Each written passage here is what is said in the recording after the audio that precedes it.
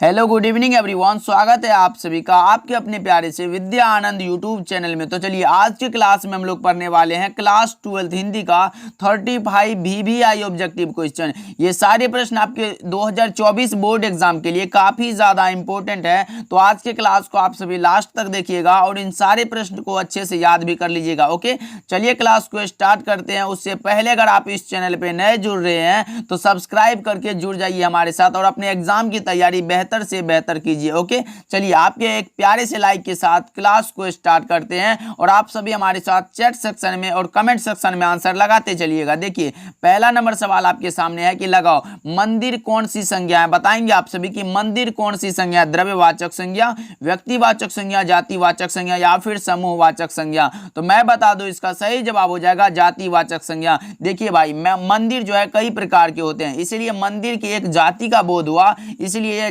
जातिवाचक संज्ञा हो जाएगा। ऑप्शन नंबर सी इसका बिल्कुल सही जवाब हो जाएगा। चलिए नेक्स्ट सवाल की ओर बढ़ते हैं कि बालकृष्ण भट्ट जी ने किस शब्दकोश का संपादन किया। 2 नंबर सवाल आपके सामने है कि बालकृष्ण भट्ट जी ने किस शब्दकोश का संपादन किया। तो ये किए थे हिंदी शब्दकोश। क्या हिंदी शब्दकोश इसका सही जवाब हो जाएगा। ऑप्शन नंबर डी इसका बिल्कुल राइट आंसर हो जाएगा। चलिए अगले प्रश्न की ओर बढ़ते हैं कि बालकृष्ण भट्ट की मां का क्या नाम था। बताओ आप सभी कि बालकृष्ण भट्ट जी के माता जी का क्या नाम था। तो इनकी माता जी का नाम था पार्वती देवी। ऑप्शन नंबर बी इसका बिल्कुल करेक्ट जवाब हो जाएगा। और इनके पिताजी का नाम था बेनी प्रसाद भट्ट। इनके पिताजी एक व्यापारी थे और इनकी माता जी यानी पार्वती देवी यह एक सुसंस्कृत महिला थी। ओके, जिन्होंने बालकृष्ण भट्ट के मन में अध्ययन की रुचि एवं लालसा जगाई थी। तो ऑप्शन नंबर बी इसका बिल्कुल करेक्ट जवाब हो जाएगा। लगा लो आप सभी। चलिए अगले प्रश्न की ओर बढ़ते हैं कि 4 नंबर सवाल आपके सामने है और क्या कह रहा है। देखिए कि गुलेरी जी ने किस पत्रिका का संपादन किया था। बताओ आप सभी कि चंद्रधर शर्मा गुलेरी किस पत्रिका का संपादन किया था। तो ये किए थे समालोचक काशी नागरी प्रचारणी पत्रिका। ऑप्शन नंबर डी इसका बिल्कुल राइट आंसर हो जाएगा। चंद्रधर शर्मा गुलेरी काशी नागरी प्रचारणी पत्रिका का संपादन किया था। ऑप्शन नंबर डी इसका राइट आंसर हो जाएगा। लगा लो और अच्छे से याद भी कर लो। देखिए 5वां नंबर सवाल आपके सामने है, चंद्रधर शर्मा गुलेरी की वृत्ति क्या थी। बताओ आप सभी, पूछा गया है कि चंद्रधर शर्मा गुलेरी की वृत्ति क्या थी। व्यापार थी, खेतीबाड़ी, अध्यापन या फिर सघु कक्कड़ी। क्या होगा इसका सही जवाब। मैं बता दूं इसका राइट आंसर हो जाएगा अध्यापन। अध्यापन मतलब किसी भी विद्या में दूसरों को शिक्षा देना, वही हो गया अध्यापन। ऑप्शन नंबर सी इसका बिल्कुल राइट आंसर हो जाएगा। चंद्रधर शर्मा गुलेरी की वृत्ति थी अध्यापन करना। ओके, चलिए नेक्स्ट सवाल की ओर बढ़ते हैं। 6 नंबर सवाल क्या कह रहा है कि प्रभावती जी किनकी पुत्री थी। बताओ आप सभी, ये पता होना चाहिए आप सभी को कि ये प्रभावती है कौन। ये है जयप्रकाश नारायण की पत्नी जिनका नाम है प्रभावती।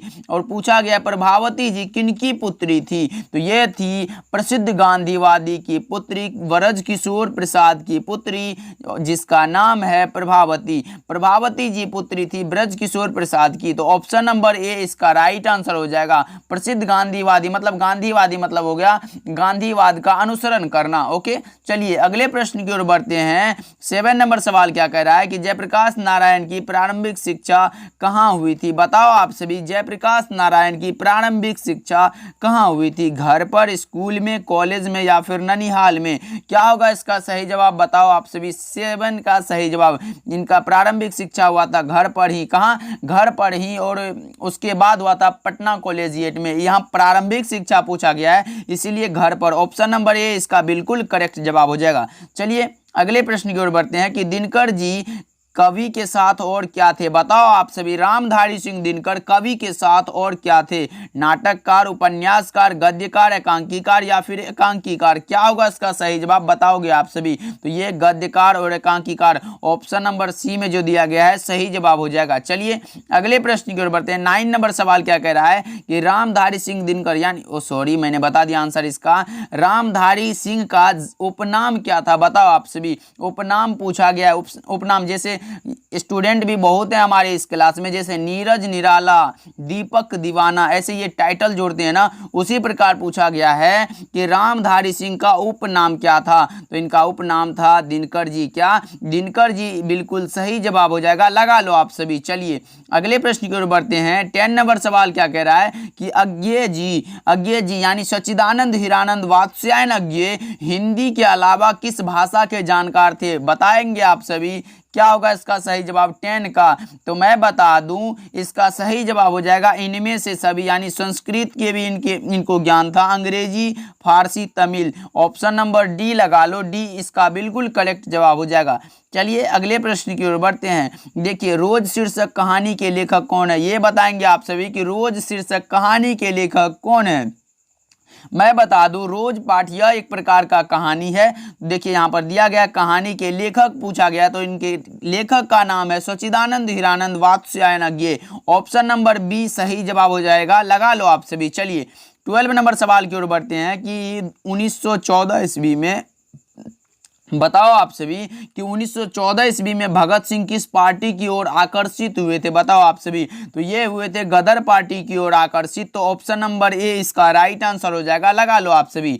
चलिए अगले प्रश्न की ओर बढ़ते हैं कि भगत सिंह सदैव किसका चित्र पॉकेट में रखते थे? बताएंगे आप सभी कि भगत सिंह जी सदैव किसका, सदैव मतलब हमेशा, किसका चित्र मतलब हो गया फोटो, पॉकेट में रखते थे? बताएंगे आप सभी।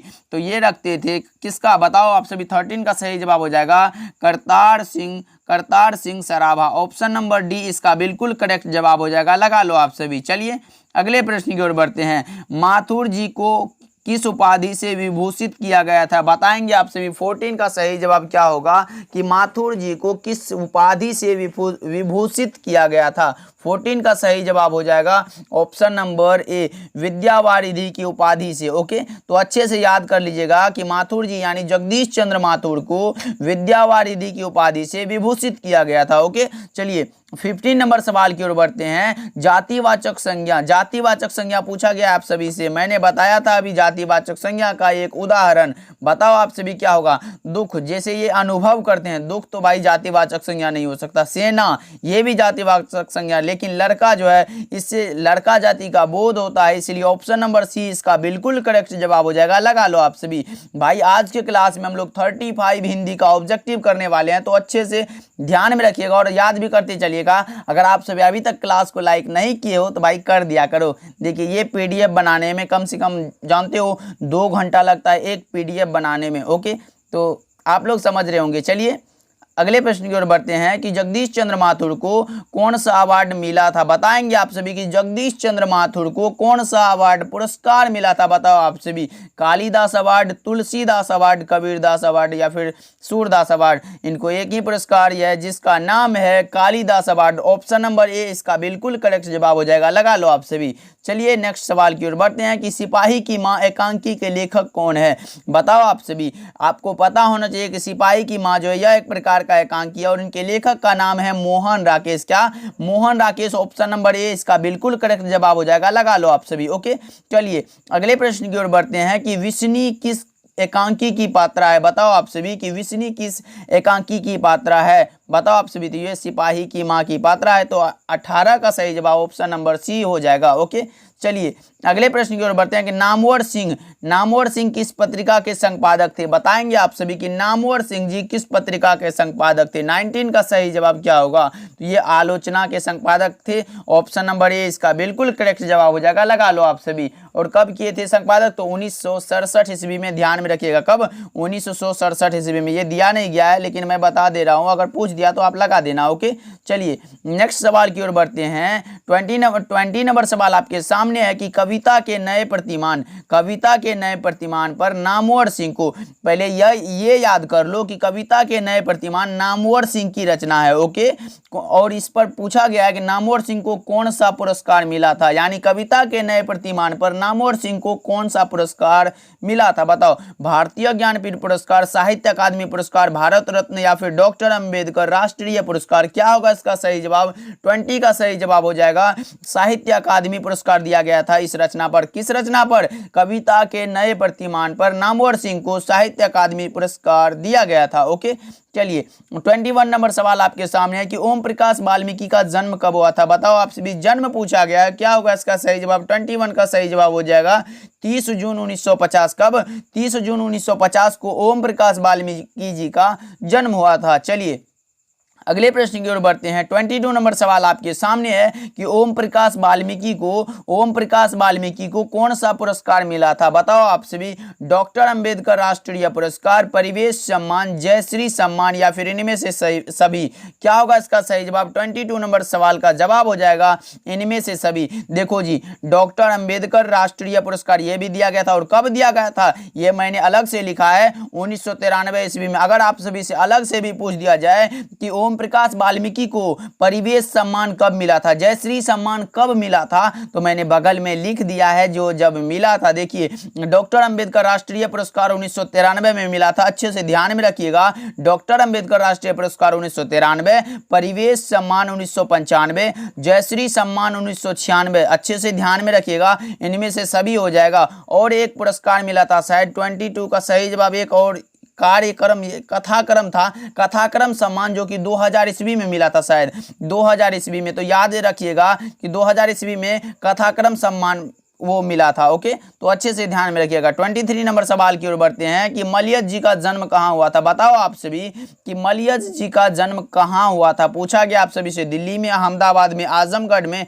या फिर छत्तीसगढ़ में। 23 का सही जवाब क्या होगा, तो ये आजमगढ़ उत्तर प्रदेश में पड़ते हैं। ऑप्शन नंबर सी इसका बिल्कुल करेक्ट जवाब हो जाएगा, लगा लो आप सभी। चलिए नेक्स्ट सवाल की ओर बढ़ते हैं। 24 नंबर सवाल आपके सामने है कि मलयज जी का जन्म कब हुआ था। बताओ आप सभी मलयज का जन्म कब हुआ था।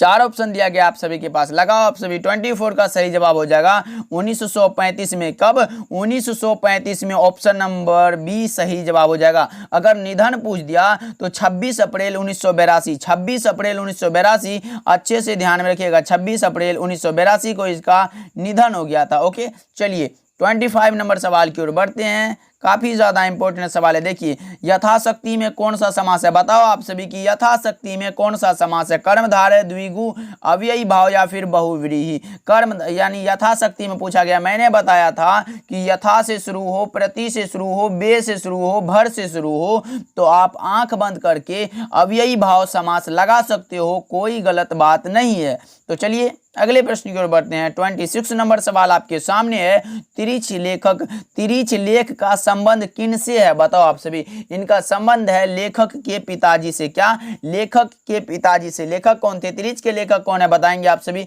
ये कमेंट करके बताओ कि तिरिछ जो ये कहानी है इनके लेखक कौन है। ओके, बता देना कमेंट में। ओके, चलिए अगले प्रश्न की ओर बढ़ते हैं। 27 नंबर सवाल आपके सामने है। उदय प्रकाश जी किस पत्रिका का सहायक संपादक थे। बताएंगे आप सभी। उदय प्रकाश जी किस पत्रिका का सहायक संपादक थे। बताओ आप सभी फटाफट से। तो ये थे संडे मेल नई दिल्ली। ऑप्शन नंबर ए इसका बिल्कुल करेक्ट जवाब हो जाएगा, लगा लो आप सभी। चलिए 28 नंबर सवाल की ओर बढ़ते हैं कि दरियाई घोड़ा किनकी कृति है।